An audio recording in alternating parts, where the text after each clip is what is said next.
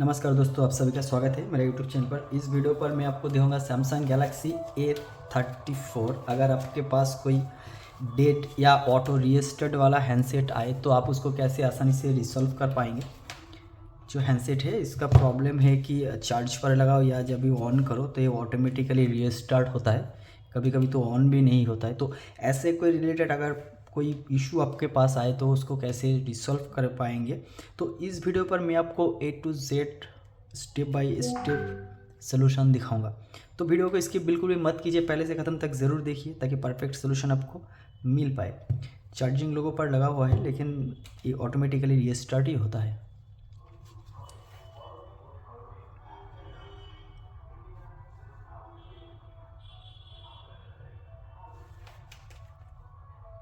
फिलहाल तो अभी ये हैंगिंग इशू पर आ गया है। देखिए हमने चार्जर निकाल दिया लेकिन फिर भी इसके जो चार्जिंग सिंबल है वो रुका हुआ है, नहीं जा रहा है।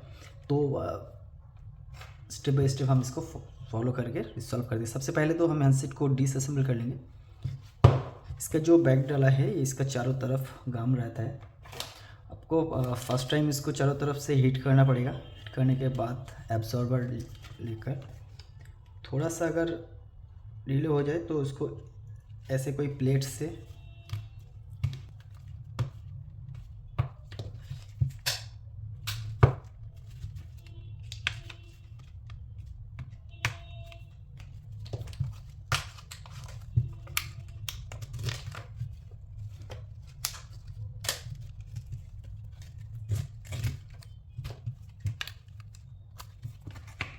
सारी स्क्रू निकाल लेंगे।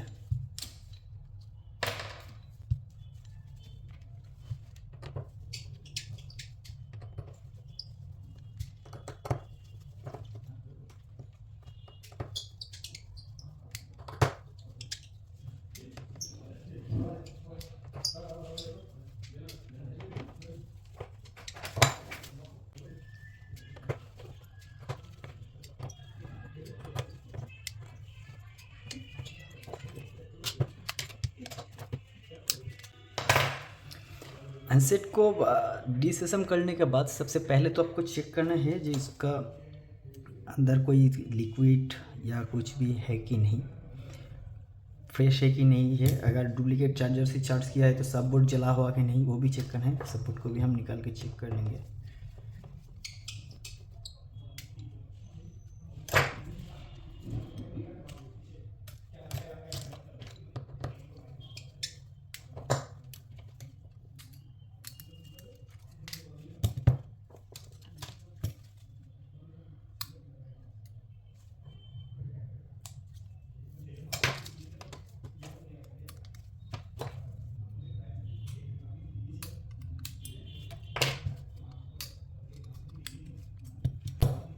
देखिए इसका जो सबबोर्ड है बिल्कुल फ्रेश है, लिक्विड डैमेज नहीं है। तो हम मदरबोर्ड को अब चेक करेंगे।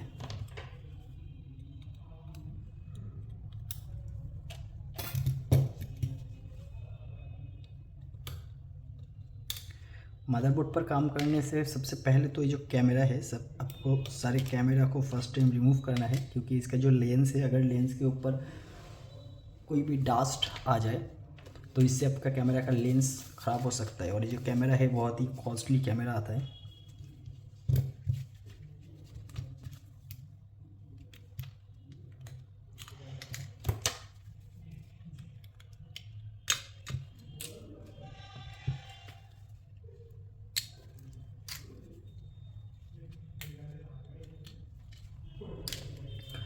तो देखिए जो मदरबोर्ड है इस तरफ तो बिल्कुल फ्रेश है, लेकिन जो इस तरफ है ये जो वाईफाई का सेक्शन है इस पर थोड़ा लिक्विड डैमेज हुआ है।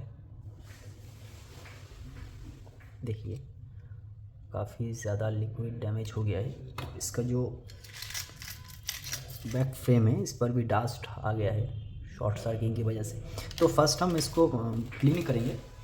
क्लीन करने के बाद चेक करेंगे, क्योंकि इसका जो शील्ड है शील्ड के पास भी एक गैप है, तो शील्ड के अंदर भी जा सकता है लिक्विड। लेकिन फर्स्ट टाइम हम शील्ड रिमूव नहीं करेंगे, क्योंकि सैमसंग का मदरबोर्ड में जितना चाहे बाहर से रिपेयर कीजिए, शील्ड ज़्यादातर रिमूव करके रिपेयर मत कीजिए, उससे और भी ज़्यादा बिगड़ सकता है।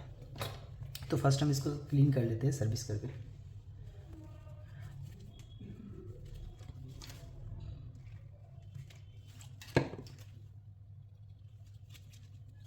अगर आपके पास आइसोप्रोपाइल है तो आइसोप्रोपाइल यूज़ कर सकते हैं, या तो लिक्विड डैमेज है तो लिक्विड डैमेज में ज़्यादातर तो थिनर ही बेहतर रहता है, लेकिन आइसोप्रोपाइल यूज़ करना बेहतर है।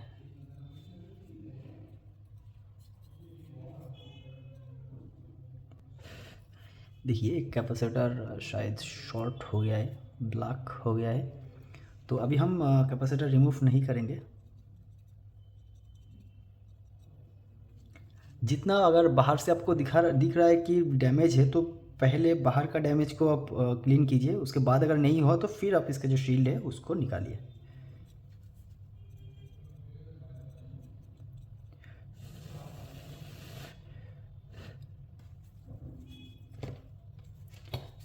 थोड़ा सा liquid no cleaning flux dispenser pin, इसके अंदर लिक्विड रहता है, ये बहुत ही काम का है लिक्विड डैमेज में। थोड़ा सा लिक्विड भी हम इस पर लगा देंगे ताकि सफ़ेद ना हो जाए।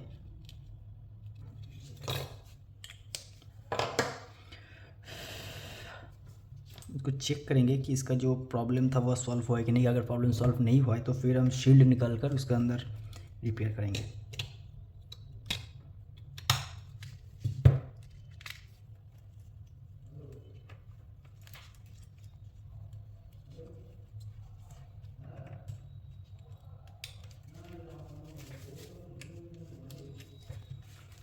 इसका जो सब बोर्ड है, अगर आप सब बोर्ड को असेंबली कर रहे हैं तो थोड़ा ध्यान से असेंबली कीजिए, क्योंकि इसका जो सब बोर्ड है ज़्यादातर अंदर जाता है। इसका पोर्ट को अंदर ढकलने के बाद पीछे की तरफ दबा दीजिए, नहीं तो अगर सब बोर्ड में थोड़ा सा भी क्रैक आ जाए तो आपका जो हैंडसेट है इस पर फ्लाइट मोड का इशू आ सकता है।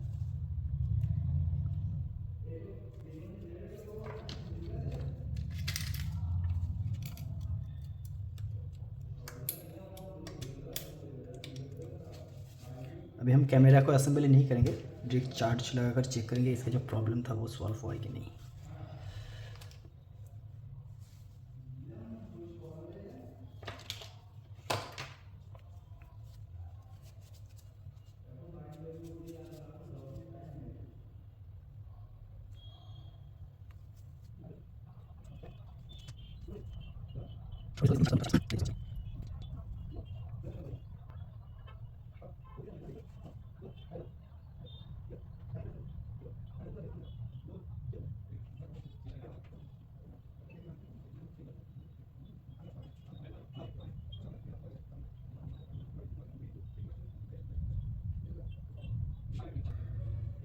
सो फ्रेंड, इसका जो प्रॉब्लम था वो सॉल्व हो गया है। एक्चुअली ज़्यादा इशू नहीं था, थोड़ा सा ही एक सोल्यूशन था, लेकिन अगर आप फर्स्ट टाइम या एक हैंडसेट पर काम कर रहे हैं, सैमसंग का कॉस्टली वाला मदरबोर्ड है, तो ध्यान रखिए कि ये जो शील्ड है ज़्यादा आप रिमूव ना करें, क्योंकि शील्ड रिमूव करते वक्त मदरबोर्ड पर डैमेज आ जाता है, इसलिए बहुत सारा दिक्कत आ जाता है मदरबोर्ड पर। तो ये वीडियो आपको कैसा लगा प्लीज़ मुझे कमेंट करके बता दीजिए। अच्छा लगा तो लाइक कीजिए, और ऐसे रिलेटेड और भी वीडियो अगर आप देखना चाहते हैं तो मेरे चैनल को सब्सक्राइब की दीजिए। और सैमसंग का कोई भी मॉडल हो, कोई भी प्रॉब्लम हो, तो प्लीज़ मेरे वीडियो पर कमेंट कीजिए, जल्द से जल्द उसका प्रॉब्लम के सोल्यूशन का वीडियो बनाकर मैं आपको अपलोड करके दिखाऊँगा। इस वीडियो को पहले से ख़त्म तक देखने के लिए बहुत बहुत शुक्रिया, धन्यवाद।